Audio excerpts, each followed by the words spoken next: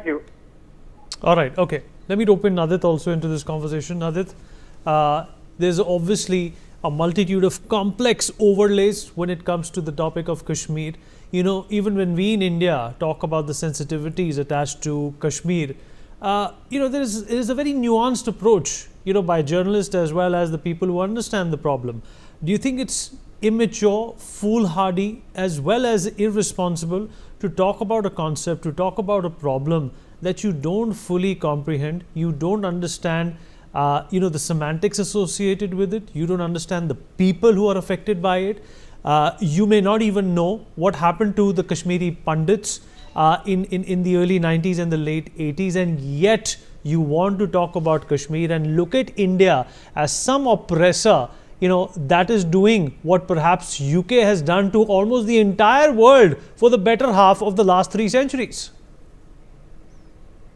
So Vineet, here is where I would like us to de-hyphenate, British polity, the British colonialism with the Oxford Union. The Oxford Union is it was set up in 1823 by the students who couldn't discuss contentious issues in the university. So it's basically a breakaway from the Oxford University in its entirety. So that is where I would like to de-hyphenate that particular perspective. The problem that we have at hand, like I said, is the social sciences divisions and the departments within universities and schools at large, which cultivate and condition young minds to think in a certain way. I myself, I'm a byproduct of such a schooling system which made us believe they conquered, but they became us. That wasn't the case. If we look at it in entirety, we know the kind of Islamic history that we've had to endure as a civilization has been anything but peaceful. It has been extremely violent, where they've desecrated our worship places. They have looted and plundered our worship places, and they've completely dislodged our civilizational value system at the whole. But that is not what our education system basically teaches us. It conditions us to believe that we exist together and we've always existed together, which is a complete farce. It's a complete lie.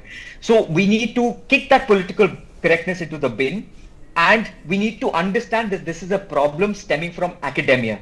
The problem is that the current government which is in place today also doesn't understand this from an academic lens, which is why we are not bringing any sort of a financial consequence to universities which harbor anti-India narratives, which platform anti-India research and anti-Hindu research. I mean, all universities, all the big universities across the Western Hemisphere are indulging and platforming anti-India narratives, and they're giving platforms to very feral activists who are basically, like the snakes in the United Kingdom, name the Khalistanis, name the Islamists. They're all being provided platform by the King's University, the King's College, by the Cambridge, by the Oxfords, the Harvards, etc., etc. So unless we understand this and we put financial implications as a government on these universities, we delegitimize them. We understand that, we make it a point that, any degrees coming from there on Indian students will not be recognized in India. I don't think we are nipping this on the bud. Quickly, Sumit. Vineet, I got once, I'm a corner